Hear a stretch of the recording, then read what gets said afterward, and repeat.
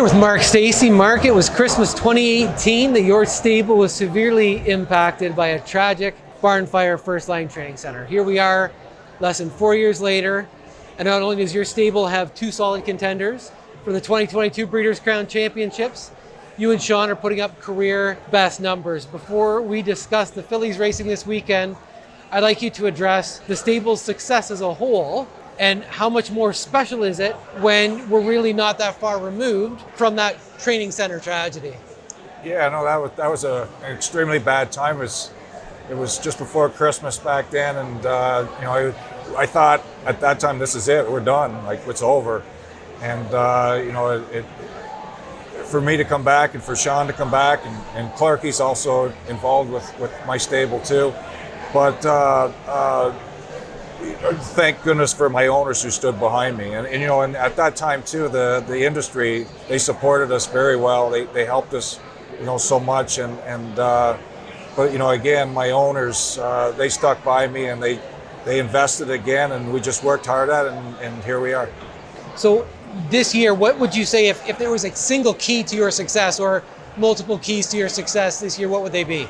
A lot of hard work, Kathy and myself, we go back and forth between Lansdowne and first line. Clarky develops the horses there, Sean races them here, and just a lot of hard work and a lot of good staff. And Lansdowne to first line, for people who don't know, that's how far is that? That's my home. That's 3 hours from Mohawk. Yeah. That's where we start them all and develop them, and then, like I said, when the time comes, then they come up and Sean races them up here. And you come into this weekend with Sean and two talented fillies, but it really is almost a tale of two fillies, to be sure, as one filly has been very consistent and the other maybe not as consistent as you'd like. So let's start with the Friday contender, the consistent one, Sylvia Hanover, a half-sister to a double millionaire in Western fame and a six-figure yearling purchase. Were you part of her selection process? And if so, what stood out for you when you guys picked her out as a yearling? Yeah, I was. Tony and Felice, who I'm very lucky to have as an owner of mine, had given me a bunch of numbers, and she was one of them. Kathy and I went to Hanover Shoe Farms beforehand, and we looked over a lot of horses that day, and turned out her as one of them, and caught my eye there. And then at the sale, she's not perfect conformation, but for the most part, very good. Nice racy looking filly. And, so we pursued to buy her, and fortunately for us, the price was right and we got her. And when did she first show you the kind of potential that indicated you might have a Grand Circuit contender on your hands?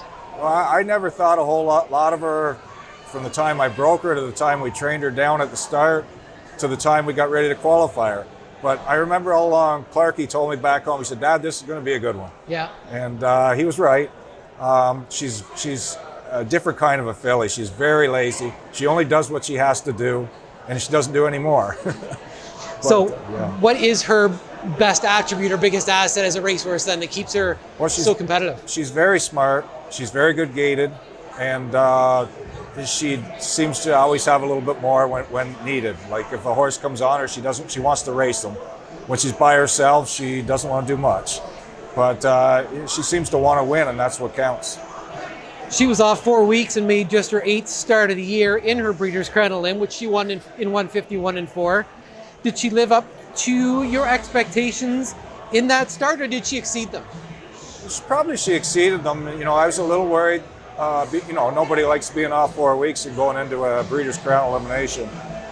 Although she did school a couple times, but that's just not like racing. And so for her to do what she did there, and she got a little lazy when she cleared to the front, but she was full of herself at the end. And I thought being off 4 weeks, she probably exceeded herself. And is it too early to compare Sylvia Hanover to some of the fillies you've campaigned in the past, the Hannah Hanovers and the Stylish Artists that you've had the pleasure of developing?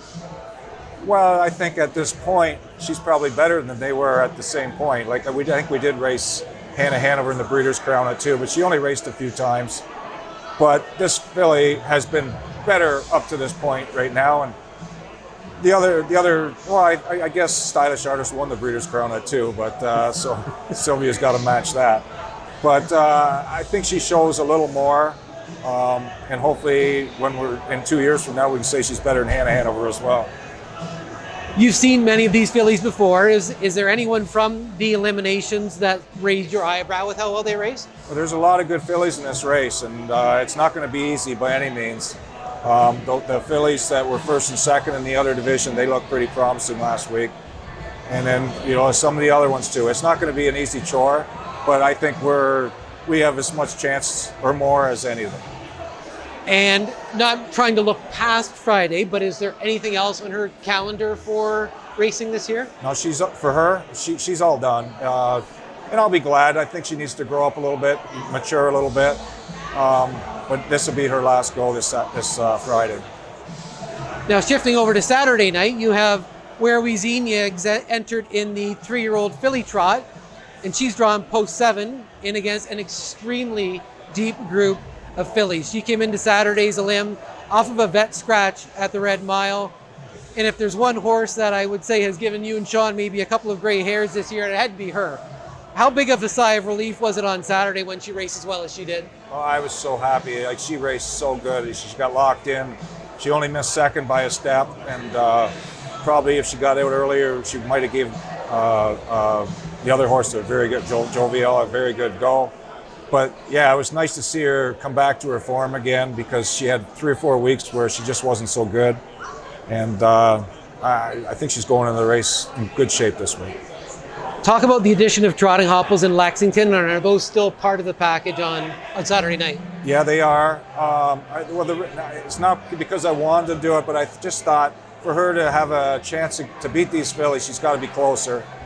And for her to be closer, I thought the hobbles might just make her more advantageous that way.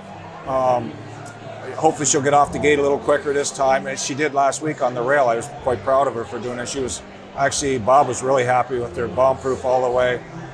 So to beat these fillies, we obviously got to be sitting a little closer to them.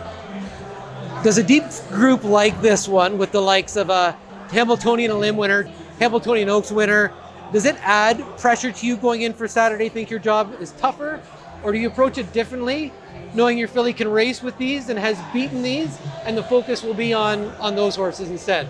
Well, this is a really deep field of fillies, I think. To me, I think they're as tougher than the trotting colts.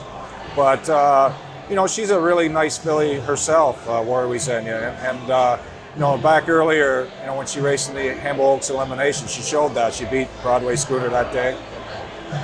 No, there's no pressure because she got off form for a while, and so I think I lost the pressure there. And we're going. I just think she's. If she brings her A game, she's going to be very good. And is there anything left on her plate after Saturday, and has a plan for 2023 been mapped out for her? I think we're going to race her again next year. That's kind of what the owners had decided, but she's eligible. She's eligible to the matron if she's got to be successful in this race first, and if she is, then we'll try that. Right on. And aside from these 2 Breeders' Crowns that we've addressed, which of the finals over the weekend are you most looking forward to watching from a fan perspective? Well, I think me, like everybody else, is really excited to, and I think the whole harness racing industry, to watch Bulldog Hanover. We need a hero, and he seems to be that, and so we're all going to be cheering for him. Well, Mark, all the best for this weekend. Congrats on the stellar season that you guys have had, and I hope you can add to it this weekend. Thank you very much.